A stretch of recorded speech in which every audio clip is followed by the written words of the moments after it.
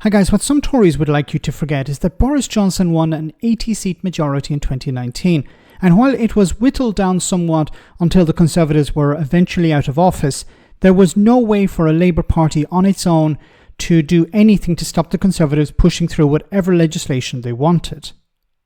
So when the former Home Secretary Priti Patel blames the current party in power for blocking her government from dealing with criminals, well then she's of course fibbing. But she also has touched on the previous Parliament, and I think for the record I would just like to say to colleagues, in the previous Parliament we saw actually Labour MPs campaigning to block the removal of foreign national offenders from being deported from our prisons. We saw them oppose the Police Crime Courts and Sentencing Act and the tougher sentences that were introduced for sexual and violent offenders, and I do want to come on to the release of some of these offenders shortly as well. They opposed life sentences for people smugglers in the Nationality and Borders Act, which we do know is making a difference. And so it is concerning that now with this release of 5,500 prisoners and reducing the time of most offenders stay in custody from 50% to 40%, it's going to cause concern with the public and particularly the victims of crime. Now you're suddenly concerned about the victims of crime. Look, your party had a majority. Labour could not block anything without the help of Tory MPs.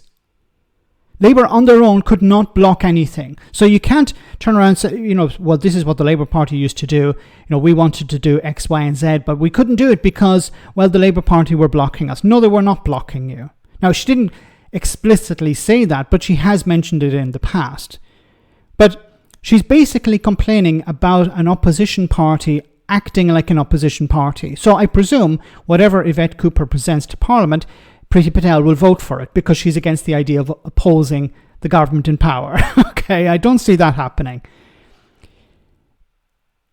The Conservatives created this mess, and now she's saying, well, we don't want to let all these prisoners out. We don't want all these criminals running around, causing all sorts of problems. Yes, but you created this problem. You're complaining about the current government trying to fix that problem. Are you going to help the current government fix the problem? Of course not. You're going to sit in the back benches, or you're going to snipe from the sidelines. So what are you doing releasing all these prisoners? We're releasing these prisoners because the prisons are full. We can't take in any more prisoners. We have to let some people out because, crime has not ended. Crime is still taking place. So people have to be put in prison, especially violent ones. Dangerous people need to be put away. And if there's no space, then we have to create space. Why is there no space? Because your party didn't build enough prisons. You didn't pay prison officers enough to stay in the system. You didn't recruit enough. The criminal justice system is falling apart, in some cases literally, when it comes to courthouses. Junior barristers were not incentivized to stay in the system. You created all these problems, and now you're saying, well, you don't let these people out because they're dangerous. Think about the victims. Well, you didn't think about the victims when you were in charge. Otherwise, you would have fixed these problems. You had 14 years to fix these problems, but you decided not to. And that's not directed at Priti Patel, but this is directed at our party.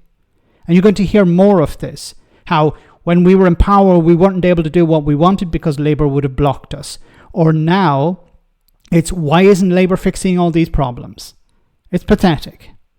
Let me know in the comment section, guys, what you think. As always, your comments are greatly appreciated.